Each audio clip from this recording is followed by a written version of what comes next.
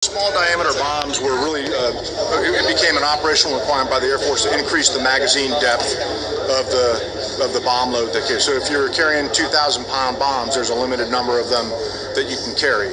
If you're carrying, SDB-2 is less than 250 pounds.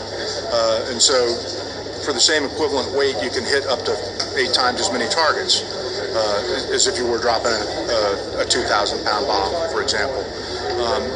The tri-mode seeker that is on there, it's a micromillimeter wave imaging infrared seeker as well as a semi-active laser, gives you the first true all-weather fire and forget weapon. So the pilot in the aircraft just has to have a notion of where the target is, either from his own sensors or from other sensors, and then he can launch the weapon towards its target, and it can pick out the type of vehicle that you want it to hit and discriminate that from vehicles that you would not want to hit, either due to proximity of friendly forces or rules of engagement limitations.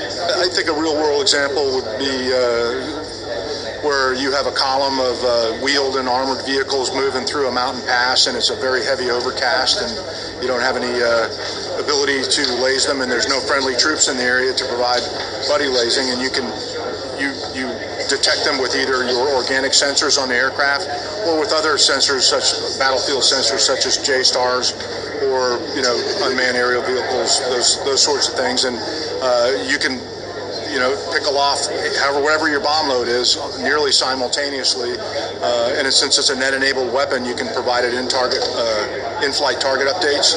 If not, you tell the bomb ahead of time whether you want it to hit a tracked vehicle or a wheeled vehicle, and in which order in the column that you want it to hit. So those are the sorts of missions that there really previously had been no weapon that can do that in an all-weather sort of scenario, and that can be at land or at sea. One of the prerequisites to get qualified to go on an airplane is to make sure that under all conditions that the aircraft flies into, that the release of your bomb is safe for them, that it won't tumble out of control or have some other anomaly that you didn't pick up in computer testing. So the wind tunnel testing was done across the entire flight regime, and it was successful, and it proved out the designs that the smart aeronautical engineers both at Lockheed Martin and at Raytheon determined would work out, and it did. So that was a big step. That was a big milestone. As the warfighter says, hey, I need this more capability sooner, there's always the chance, depending on the resources available and required to move capability left, much like on the advanced Paveway 2 bomb. It wasn't supposed to go on until a later baseline, but the ability to hit a fast-moving and maneuvering target was something that the 3F was lacking in the enhanced Paveway 2 for a pretty inexpensive amount of integration effort, and it's a relatively inexpensive weapon compared to some of the others that are out there. Gave them a good capability significantly earlier than they would have had otherwise.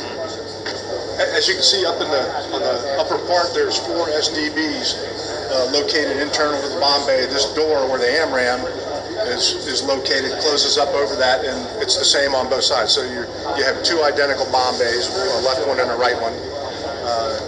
And so if you decided you wanted to carry the max load out of SDB-2s, you could have 8 of them carried internally, and then 2 AMRAAMs. You can get a lot more kills per sortie, and the less sorties you have to fly, the less risk you have to the